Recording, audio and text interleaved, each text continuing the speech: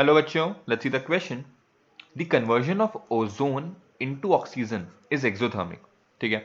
Under what conditions is the ozone is most stable. तो सबसे पहले इसने कहा कि जब आप ओजोन को ऑक्सीजन में कन्वर्ट करते हो तो एक तरह की एक्सोथर्मिक प्रोसेस है। मतलब यहाँ पे जो आपका डेल्टा एच होगा वो कैसा होगा? नेगेटिव होगा। ठीक है। और अगर under what conditions ozone is most stable. Sir हमें ओजोन को स्टेबल करना है, मतलब हम चाहते हैं कि मेरी रिएक्शन कहाँ रहे? बैकवर्ड डायरेक्शन में रहे। ठीक है, हमारी रिएक्शन को हमें बैकवर्ड डायरेक्शन में ही रहना है। हम नहीं चाहते कि वो फॉरवर्ड जाए, क्योंकि अगर मेरी रिएक्शन फॉरवर्ड जाएगी तो मेरा जो ओजोन है वो क्या होगा? अनस्टेबल होकर डिसोसिएट हो जाएगा ऑक्सीजन में। तो अगर मुझे अपने रिएक्शन को बैकवर्ड में भी रखना है, अगर मुझे अपने रिएक्शन को बैकवर्ड में ही रखना है तो क्या क्या कंडीशंस होती हैं in terms of pressure? In terms of pressure and temperature.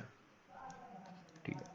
तो सर अगर हम ली चैटली प्रिंसिपल का यूज करें, अकॉर्डिंग टू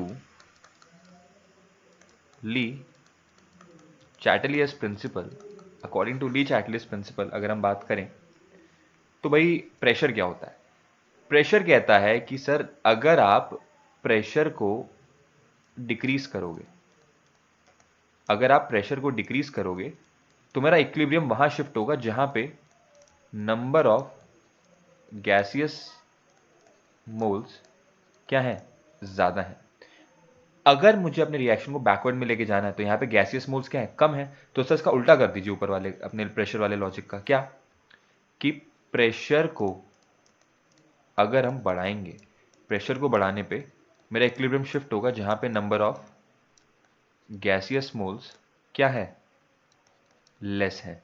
तो number of gaseous moles less कहां पर है? रिएक्टेंट में।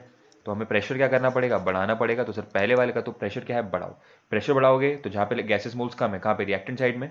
मेरा इक्विलिब्रियम कहां आएगा? बैकवर्ड में। कहां पर आएगा इस रिएक्शन के अकॉर्डिंग? बैकवर्ड में।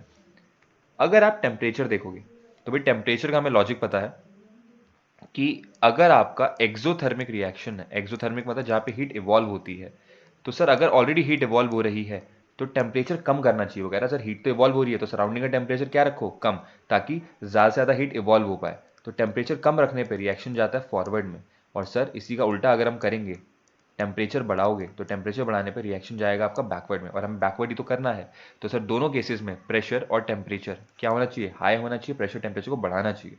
तो सर मेरा अगर आप ऑप्शन देखोगे, लो प्रेशर नहीं, लो टेम्परेचर नहीं, लो प्रेशर नहीं, तो आपका ऑप्शन होना चाहिए option B, at high pressure and high temperature.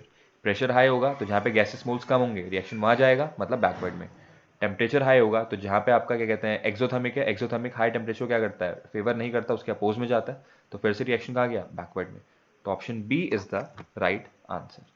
Hope this answered your question. Thank you and all the very best.